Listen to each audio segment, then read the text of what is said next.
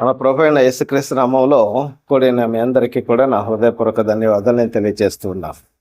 కొన్ని సందర్భాల్లో మాటలు మాట్లాడుతున్నప్పుడు మాట్లాడేటువంటి మాటని ఎదుటి వాళ్ళు నమ్మడానికి కొంతమంది ఒట్టు పెట్టుకుంటూ ఉంటారు, కొంతమంది ప్రమాణం చేస్తూ ఉంటారు. మీ నాన్న మీద ఒట్టు అంటారు, మా నాన్న మీద ఒట్టు అంటారు, నీ మీద ఒట్టు అంటారు, నా మీద ఒట్టు అంటారు. ఇవన్నీ కూడా బైబిల్కి విరుద్ధం ప్రియులారా. మరి ఎలా ఉండాలి మన మాటలు? చూడండి, బైబిల్ గ్రంథం ఏం చెప్పిందో ఒక్కసారి చూద్దాము.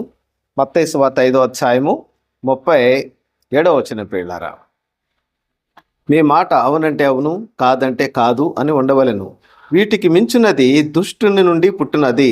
దుష్టుడు అనగా కీడు అని ఉందండి. కీడు నుండి, కీడుకి మూల పురుషుడు ఎవరు? సాతాను.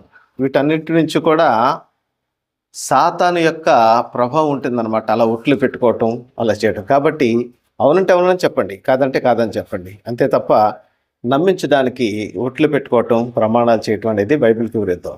ఆ విధంగా మనం చేయకూడదు. అవునంటే అవును, కాదంటే కాదు అనేటువంటి విధంగా మనం మాట్లాడదాం. మీ సంభాషణ ఎప్పుడు ఉప్పు వేసినట్టు రుచిగా ఉండాలి. God bless you.